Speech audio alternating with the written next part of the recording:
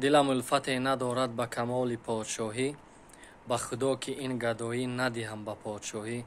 نه به صرف تکیه سازم نه به سایه صنوبر، به تو تکیه دارم ای دوست که تو سایه خدایی. سن سال برای زندگی کردن مهم نیست. این همین اکای عبدالحمید از کلوب هسته، نون و نمک نصیب کرده، همین رفیق ما هسته. لیکن نگاه کنه که فرقیت ها خیلی مهم است. میگن کلان سالی ندارد اعتباری، کلان عقلی بود مطبوع عالی. خیلی رجب علی ابرانی برادر ما هست، این نفر رو میشناسید. چی گفتنی هستم؟ در کلوب بوستون هستیم.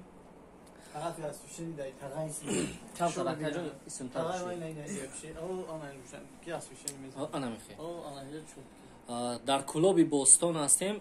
روسیگا مسئله ماشین ما عوض کردنی بودیم که همین اکا در همینجا بود. گرفت ما با خونهش آمد.